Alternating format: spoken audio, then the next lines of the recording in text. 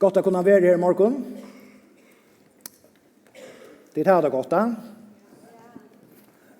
Fantastiskt att kunna tillbe samman med tyckon. Och att jag är öliga tacksamma för Kelduna. Tacksamma för det arbete som till gör. Och tacksamma för de vittnesbord som till fyra och land. Og bliver vi ut i arbeidet som tid stand i. Tid en flokker av folk.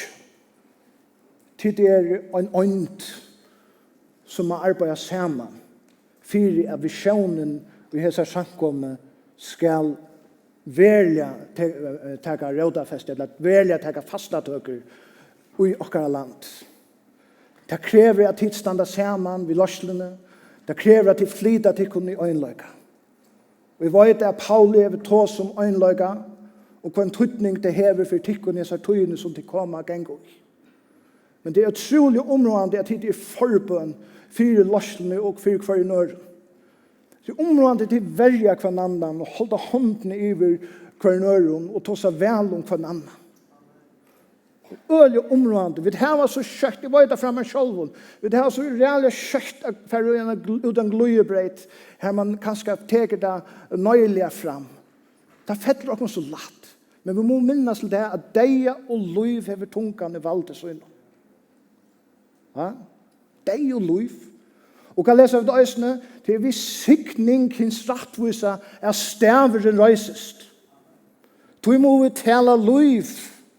Og tog mot tid tala liv da det kommer til tikkara samkomma. At de tjukla om henne og er gau vi henne. Og jeg vet at de gjør det. Og takk for det. Jeg føler meg løsende naknene stand der oppe. Jeg er så jævla flotte menn vi flotte her.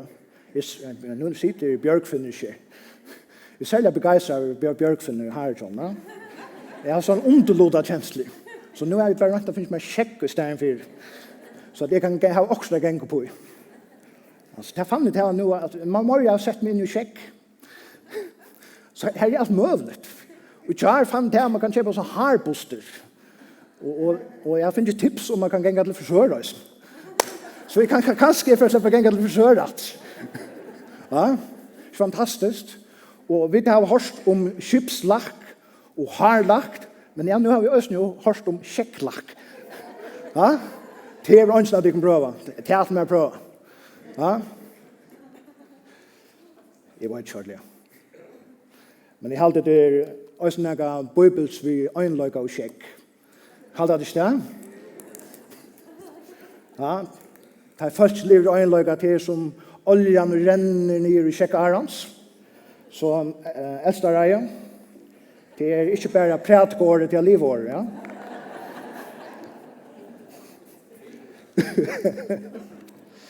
Nå, jeg skal ikke ta som sjekk i morgen.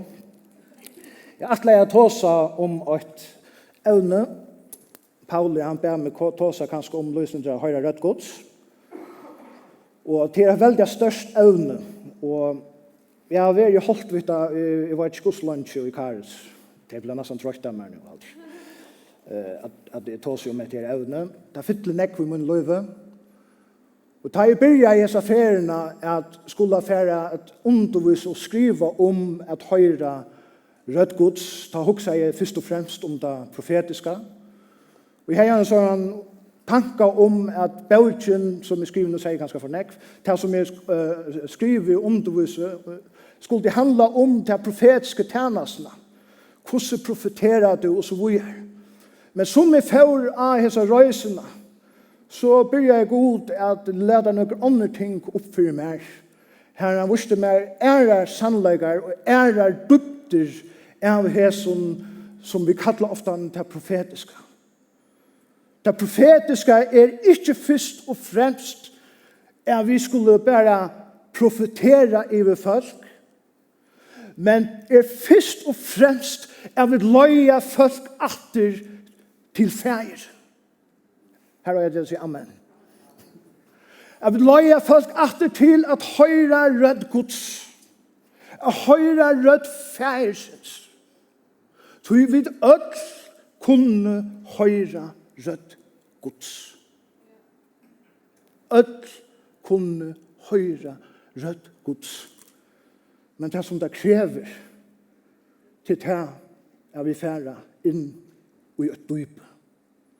Og det er det som er iveskriften fyre talene i morgen til dype hjertens.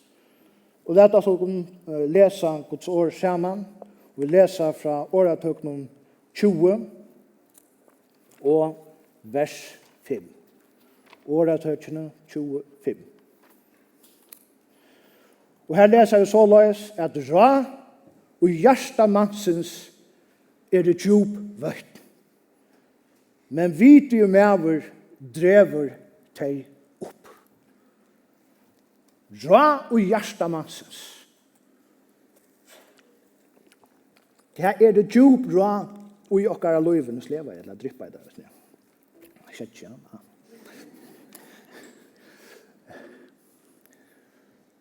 Ui okkara hjørstu, ui okkara dype, litja öll raguds fjalt.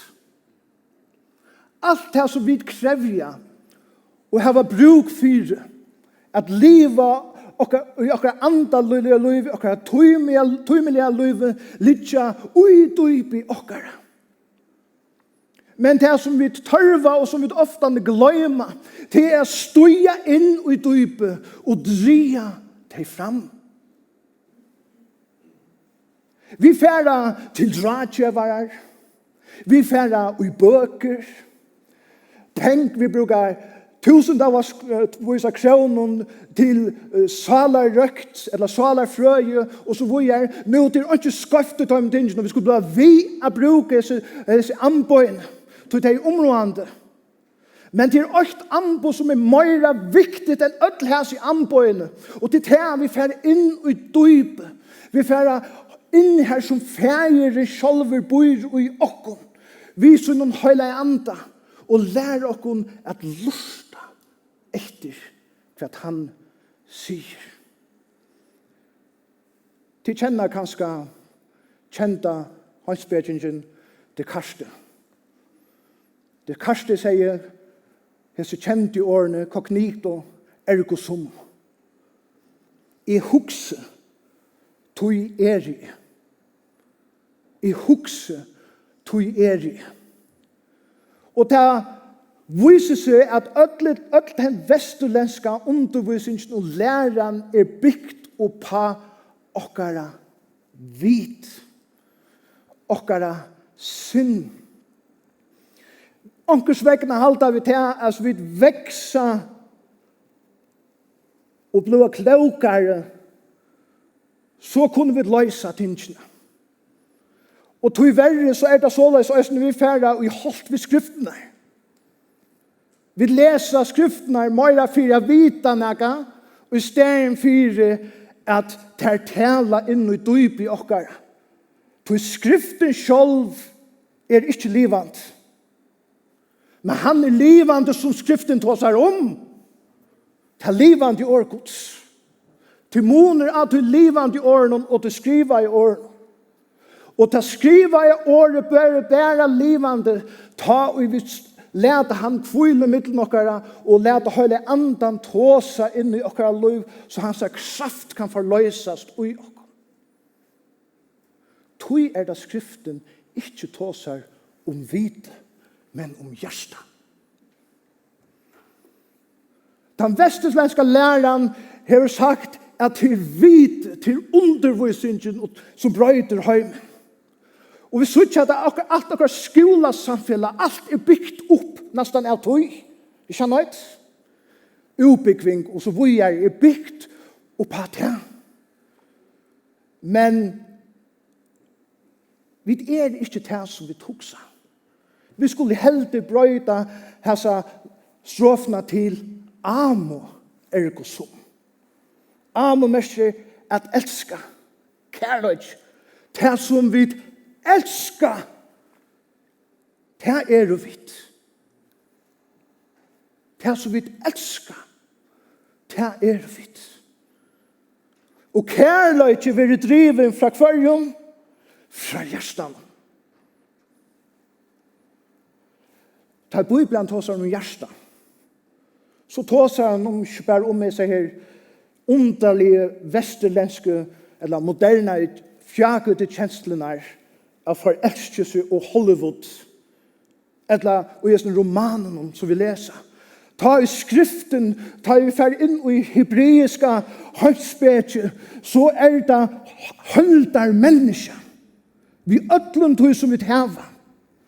Anda, sal og lika. Ta vi tås om hjärsta og i en bibelsk kontekst, så tåsar vi om meg. Vi ødlund tog som vi mine kjenslun, mine hofløy, mine fløten humor, og så vi Og tog det at skriften sier at vi til hjertanen vi skulle trykva. Hva messer det? Til vi til høyla menneskene vi skulle trykva. Til vi til høyla menneskene vi skulle lyte av god. Hva messer det? Vi skulle lete atla okkara gaver i vårt land. Du går til å tåsa, tala, så skal du bruke det for han. Du går til kunst, så bruker du det for han. Du går til handverk, så bruker du for han. Om du vel å løye, så gjør du det. At vi lyder alt okkara liv iver til han. Det det som det mester at trykva ved hjertan. Og til ui hesum dypen ui okkon er god kviler. Men tog verre, så då vil sitta affæra inn i dette dyp.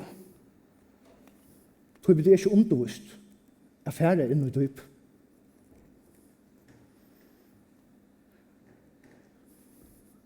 Og tog få vi et rastleis gjørst. Vi tar et samfella som lever i rastleis. Vi tar kristen som ikke kjenner rødt færesens.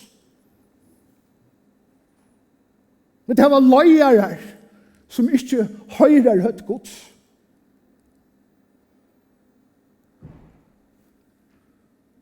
Hvordan skal det så være?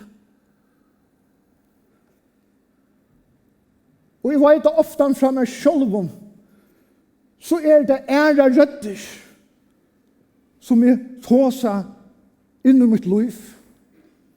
Og i stedet for at jeg lustig etter rødt Guds. Jeg lustig etter hva samfunnet ikke er mer. Og så regner jeg at leve opp til standarden av samfunnet. Og det som jeg opplever at mer at jeg lever opp til, regner at leve opp til det som samfunnet krever mer.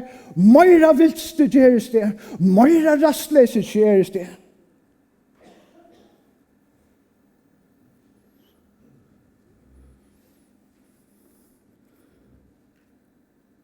Ta i tal, så har vi alltid hukset øle nekv at det skal være godt det som jeg sier. Det skal være vel fyrerøyka. For at jeg kan få aksept fra folkene. Så kan få et heraklapp. Og Møyra røyner for virkjenning fra mine folkene som vi taler til. Møyra vilste kjøres det, og Møyra rastløs gjørs mot hjertet. Og langer færre høymane fra, hvis du kunne fylle meg her. Han borste ved sesonene, han får bare langer borster. Og langer han får borster, så hørte han ikke røttene langer til færene. Det enda vi at han la i rennestøyne lufsens. Holdt her bort. Høymane fra. Men medan han sitter her, så det som at han høyrer akkurst i dypen. Jeg må fære høym. Jeg må fære høym. Pappa så bare gjør meg til en daglønne mann, jeg må fære høym. Og han begynner en røyse for høym. Og til den røysen så vidt kattlet av, som støven kjært borste vista sånn, at de har bruk for å komme hjem. Og vi kjenner søvnen hvordan han kommer hjem, hvordan grøyngakolveren var slakt over, og det var ball. Til sonen var kommet hjem. Pape stod ut i marsjen og bøyde, og han rann i møteren og femte han, elsker jeg på mot. Velkommen hjem. Og han tog seg sitt liv ned og han borsteviste sonen, og da sonen begynte å finne dikt etter. Han begynte å finne seg sjølven etter. Han begynte å finne til at han soner fergesynds. Og alt det som fergeren øyer han. Og hans karakterer begynte å byttes opp av det samme, tog at han valgte at liva høyma til papasynen, her som han var, og han valgte at lusta etter tog som papen sier. Og tog fann han seg sjølva. Tog tar vi lært okkur finne av gode, ta finna vi okkur sjølva.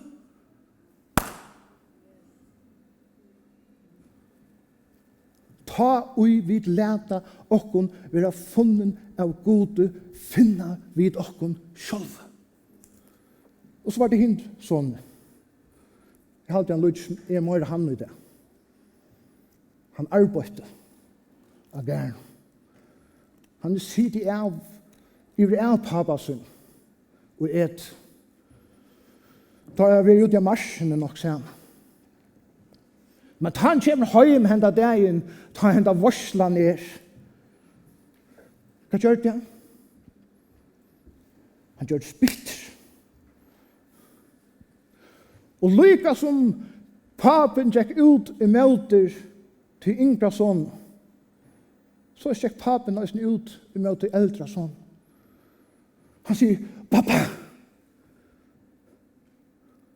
hvor gjør du hekta?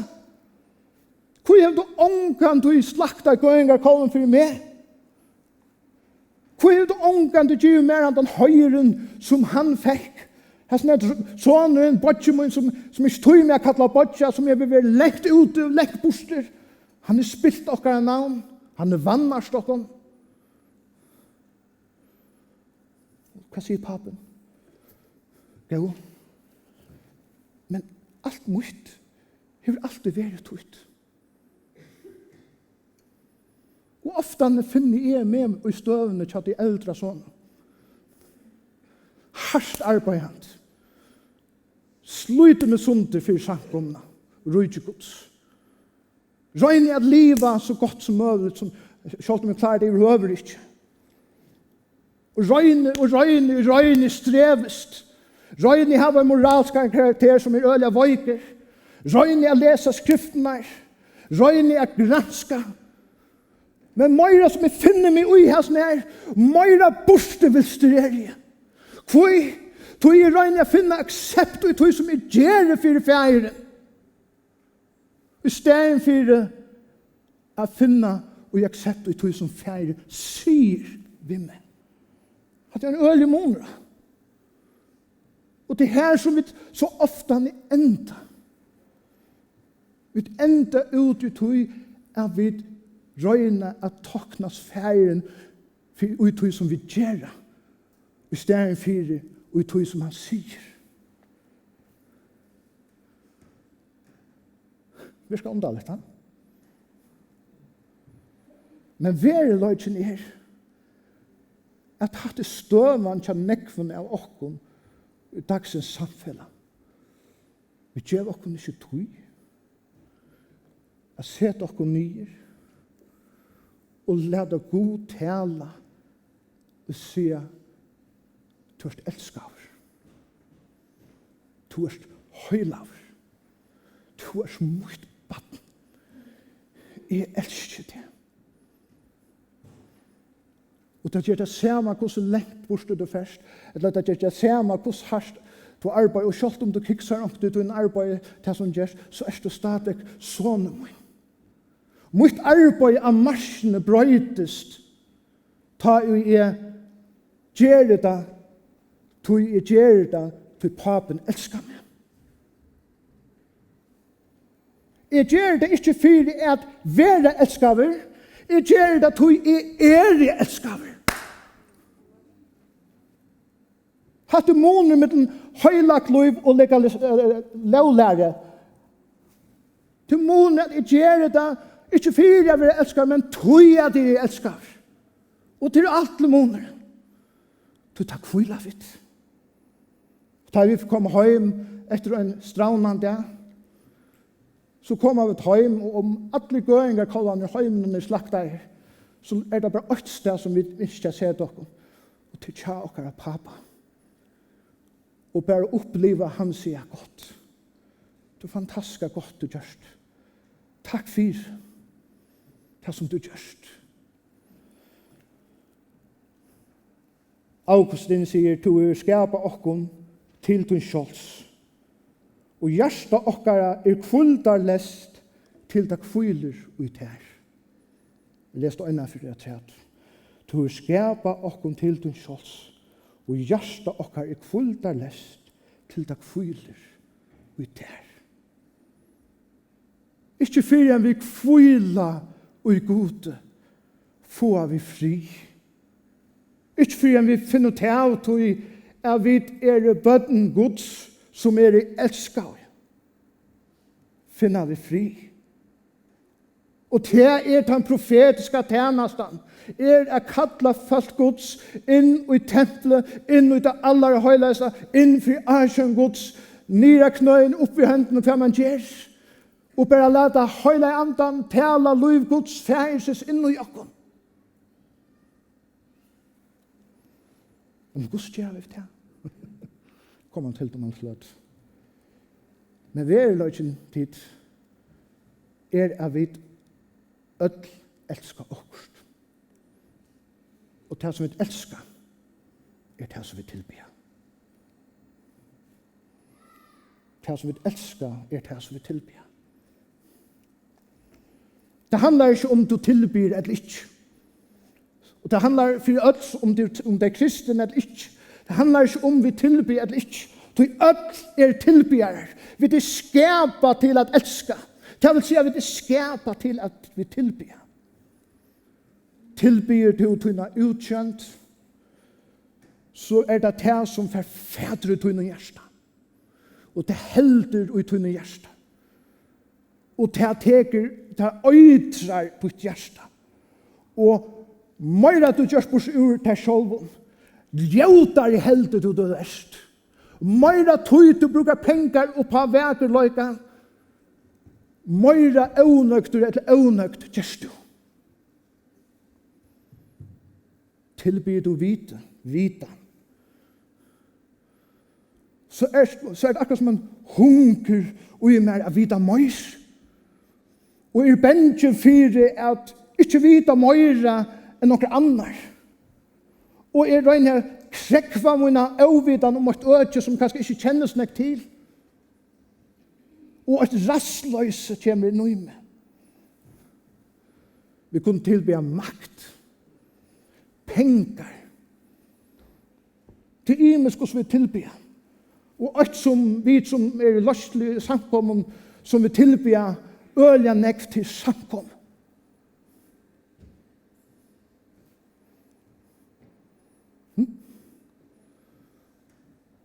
Vi må hava møyra folk. Vi må hava møyra pengar inn. Vi må hava en coolare talarstell. Vi må hava bedre ljus.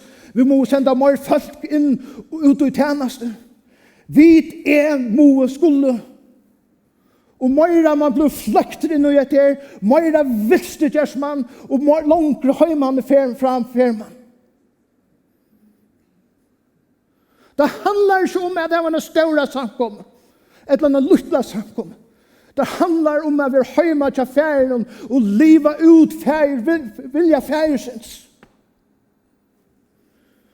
Om ferien er sendt, og kunne være oppe i Norge og Grønland, og en bygd på 20 folk, så det her vi være.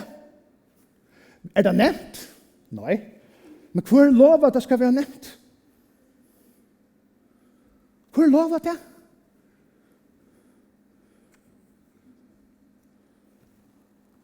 Hvordan var det han sier? Tæt opp krossen.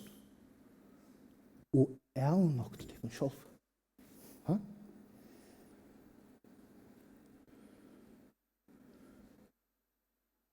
vi må leggja alt okkara av altar. Om det utkjent vid diska, om det pening, om det makt, eller samkomme, så må leggja alt av altar. Og sier vi færen, vær tog en vilje i mer. Tog jeg vil hava alt for at gjeva alt for høyra til å være her. Og hva leser vi? Og i 17. Mosebok, så leser vi 4:23.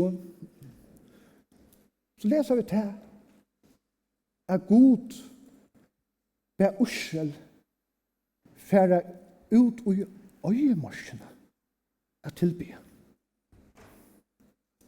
Kan jeg huske om det? Hver den største tilbyen fære fram? Og i Egyptalandet, ta i alt man hever vivent, ta man hever nokka mæte, man har gull som man kan bruka, det finnes gull ut vid øyemarsjene, hva fonda skal bruka til? Røyne at gjøre bargen med en buske eller så, det er ikke snakk. Men gudle skulle gjøres til å tilbe Gud. Men ta i det som kommer ut i øyemørsene, det har opplevd at disse ondtrene. Hva gjør det? Det er du ikke tilbe. Det er røyne, ok, nå må jeg røyne tilbe. Hva gjør det? Det er ikke en gudkolf. Og det er det som jeg suttet som jeg sankommer, og jeg suttet som en egna løyve, da jeg så kommer ut i øyemørsene, hva gjør jeg så bygger jeg en gudkolf. Jeg halte jeg skal bygge etne. Ikke etne, men etne.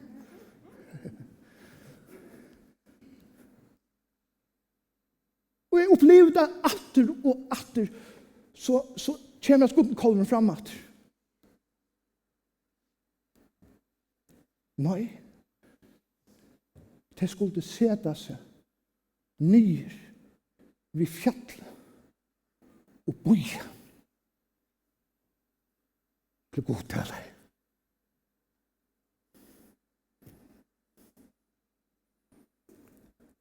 Boja til god tale. Kvirra. Takk.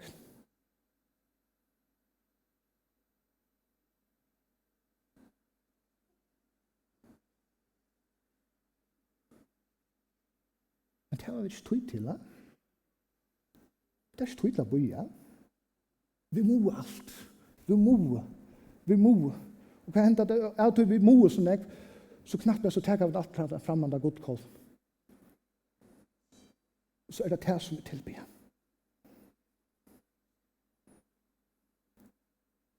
Men verløgjen at vi må ut i øyemørsene tid. Tog ut i øyemørsene det her vi møter okkara avgodon. Tog ut i øyemørsene vi oppdia hva bor og hjertet okkara og det som vi velger tilby. Det er ikke før vi kommer ned og ser dere ned ved fjallet. Når vi Guds kom i ved fjallet, det var tåren. Han taler enda til alt folket. Og et helt folk hørte rødd Guds.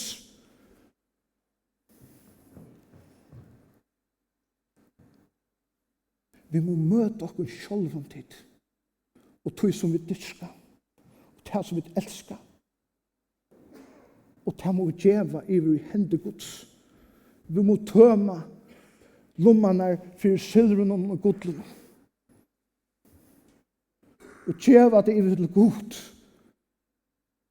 Tog at øyneste maten vi kunne komme inn i hjertet døype, til at vi får forbøy okkara tankar, okkara egoistiske holdninger, og vi får nyer og i døype hjertens, og her vil og høyra rødd Guds tala. Vi det så tjøk noen år, eller han bare tåser inn i livet, eller han tåser tjøk noen natturene. Men det krever at vi kommer ned og ut i øyemørsene øyemørsen det mest stilla stedet du kan komme da det kommer til frekvens. Til å kvirren, til å stille, jeg vil høyre rødd Guds. Han tog seg liv sutt. Ta i byrja i hesa ferien verlig innom mot hjertadøype, da opplevde jeg å møte øyta. Opplevde jeg å møte stoltløyka.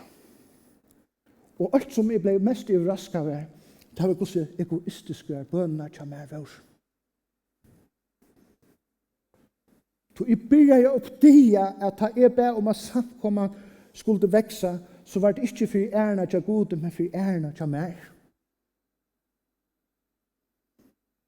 Da jeg byrja jeg at jeg ber om at familien til meg skulle være frusk, så ber jeg ikke det skulle være til ære Guds, men jeg ber ut fra noen østene og egoistiske hjerte.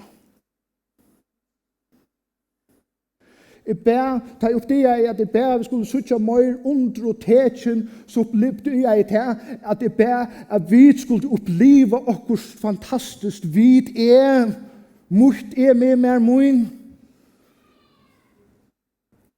Og det var øyelig rent at oppleve. At knapt møte seg selv. Det det som hender da vi ferdig i hjertet opp. Vi møter oss selv. Det som ui oss bois.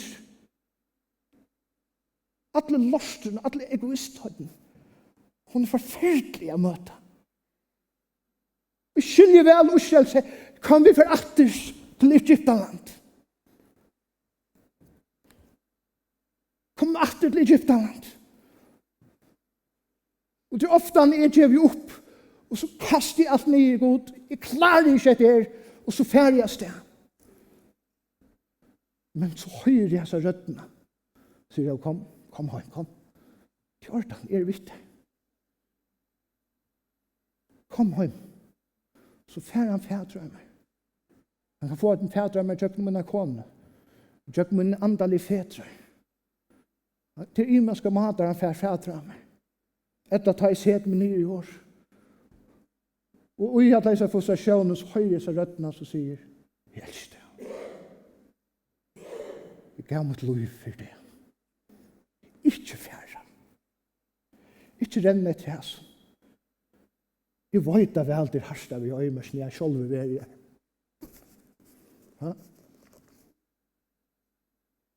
Jeg brått meg for det. Jeg gav alt opp for det. Jeg vet hvordan du hever det. Kom med seg fjerne. Ikke kjøv opp. Kom langt. Kom langt. Moses gikk et halvt liv i øyemersene tid. Alt sitt liv gikk han i øyemersene. Men det unge som i øyemersene vil oppleve større under. Unga de manna søvn i nega folk oppleva som er under og teken og kraftgods som tar et halvt folk var i øyemersen. Var det vekkert? Nei. Gjør det nekst godt? Ja. Men tabernakel, god kvult i middelen deg, og det søve god daglige.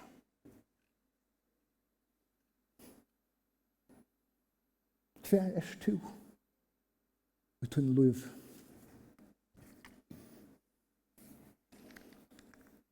Du som borste vilt sonen?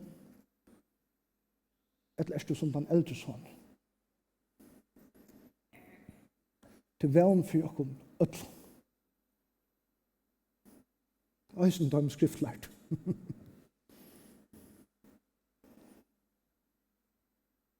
Færen han kallar oss hjem. Han kallar oss inn til søen, så vi kunne høyre rødt hans her. I fjør altså var det en av kyrkjefedrene, Sara Pion, som var en pilgrimsfer. Og av disse feriene så kommer han til Rom. Og han hørte jo med seg kvinnerne, som de satt bo i en kamer, Og hun bare satt en ståle og kvirr. Og han ble nok så forvitten, tog jeg så nekk ta seg om disse kvinnerne. Og han rønte så at finne til om han skulle komme av vidtjen. Så kommer han, for mølega, så kommer han inn til henne. Han lyser til fylles, lyser til, hva gjør du? Hva sitter du bare her? Da sier henne konan i disse årene, jeg sitter ikke bare her. Jeg jo en fer. Fer, ta seg om henne. Inn i hjertet opp. Hun satt her og være av en fer. Og til hese ferene vi skulle ha tid. Vi skulle inn i okkara hjertet opp. Til tess at hoyra rødd Guðs. Og etta bønnen, hun vil kalla bøn hjertans. At sida i kvirra. Hvis det færre inn i kyrkjesøvna, så færre det til funnet en døykryp som gømt, som glemt. Og til at leva et liv i kvirra. At leva et liv i kvirra er ikke først og fremst bare å være stille, men til å leva ut fra frien som du liv er ui. Og så kommer du vi frie inn her som du vi frie Guds.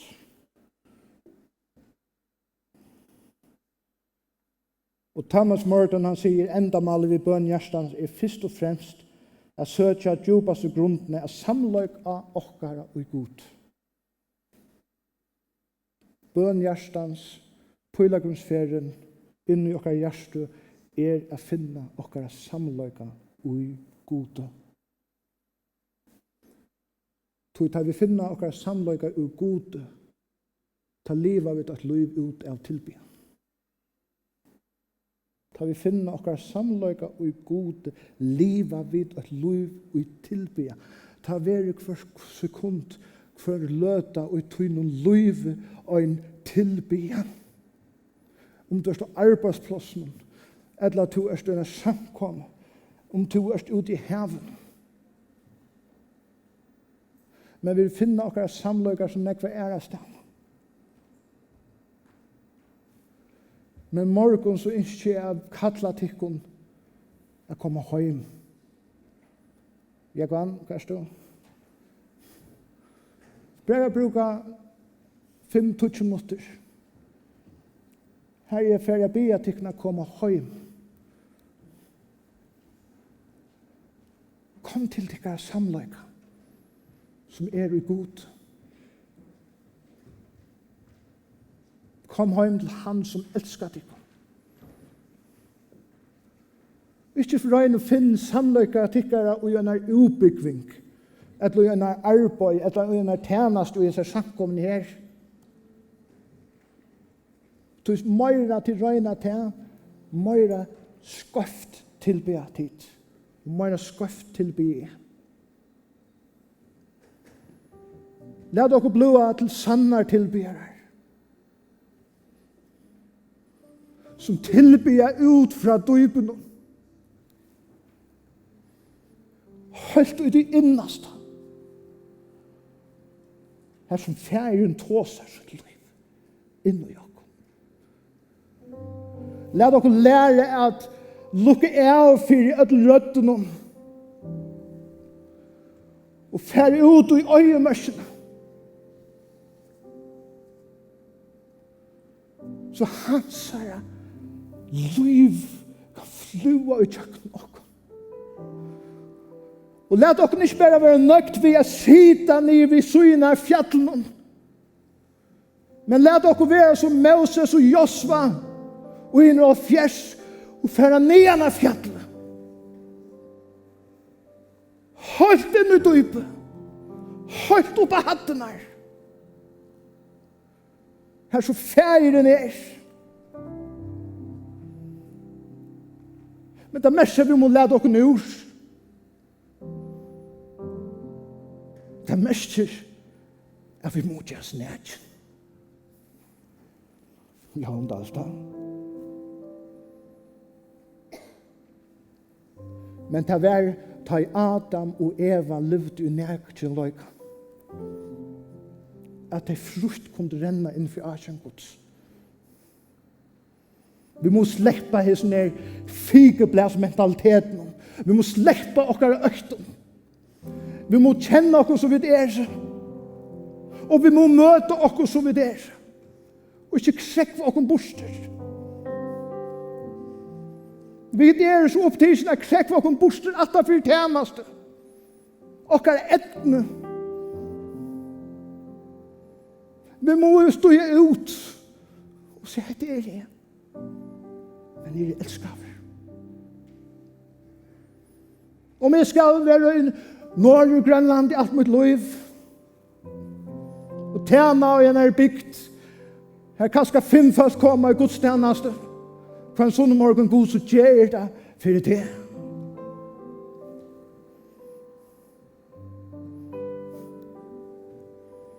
Til 2 ferier, her er bygd med ferier og gjør det, tror jeg at jeg opplever det, og min samløyde er ute her. Lad dere bare lykke å røyse dere opp. Sammen.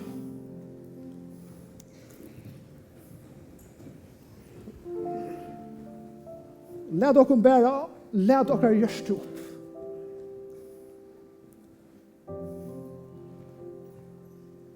Og som jeg var bare spiller, legg ta godle ur lommen. Og legg det bare fram for Gud, sier Gud. Jeg vil komme hjem, jeg orsker ikke, jeg tog ikke. Jeg vil bare komme her som du er.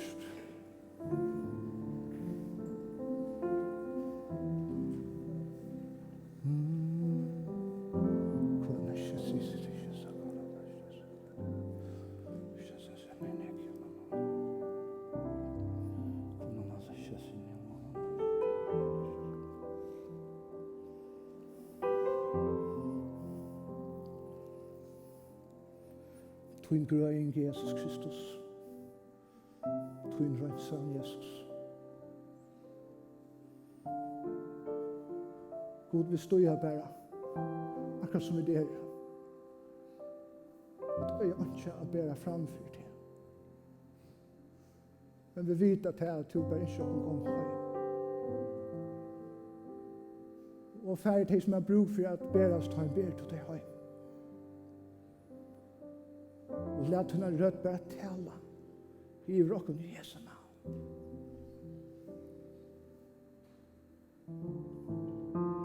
Jesu navn.